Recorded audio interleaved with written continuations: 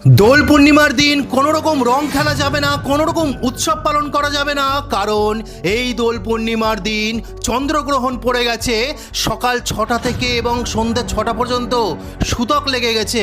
সেই কারণে সমস্ত শুভ কাজ নিষিদ্ধ করা হয়েছে এবং আমরা যে রং খেলি সেটাও নিষিদ্ধ। কিন্তু কতটা সত্যি সবকিছু ভিডিওর মাধ্যমে বলবো, তাহলে শুনুন।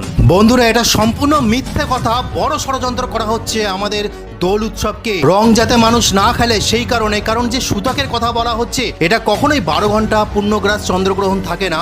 চন্দ্রগ্রহণের যে সময় সেটি কয়েক ঘন্টা হতে পারে, কিন্তু এই সূতক শুরু হয় গ্রহণের স্পর্শে, অর্থাৎ যখন সামন্তরালে চলে আসলো গ্রহণ একদম শুরু হয়ে গেল, সেই 30 মিনিট থেকে 1 ঘন্টা বা 1.5 ঘন্টা এইটুকু সময়ের মধ্যে সেই সূতক নিষেধাজ্ঞা থাকে। কিন্তু সেটার মধ্যেও এমন কোনো শাস্ত্রে লেখা নেই যে দোল উৎসব পালন করা যাবে না বা রং খেলা যাবে না, এরকম কোথাও লেখা নেই। কিন্তু এবার ভালো করে ভাবুন, যে দোল উৎসব ভগবান শ্রীকৃষ্ণের লীলার সাথে জড়িত, সেই দোল উৎসব অপবিত্র হবে কিসের জন্য?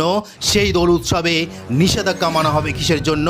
চন্দ্রগ্রহণের যে নিয়ম কানুনগুলি আছে সেটা আপনারা পালন করুন, গর্ভবতী মায়েরা যে শাস্ত্রবিধিতে মেনে পালন করে, কিন্তু এর সাথে দোল উৎসব রং খেলার কোনো রকম কোনো সম্বন্ধ নেই।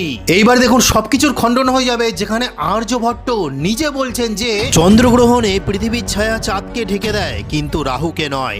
তিনি সম্পূর্ণরূপে খণ্ডন করে দিয়েছিলেন এই যে কুসংস্কার প্রচলিত আছে সমাজে সেটির। তো বন্ধুরা, আপনারা বুঝতে পারলেন এখানে নতুন ন্যারেটিভ তৈরি করা হয়েছে, নাকি দোল উৎসবের দিন রং খেলা যাবে না।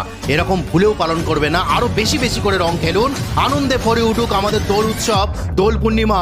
খুব মালা জপ করুন, কীর্তন করুন, শ্রীকৃষ্ণের লীলা, মহাপ্রভু শ্রী চৈতন্যের আবির্ভাব তিথি খুব ভালোভাবে পালন করুন। তো ওটা আজকে বলার ছিল, ষড়যন্ত্রে পা দেবেন না। হরে কৃষ্ণ।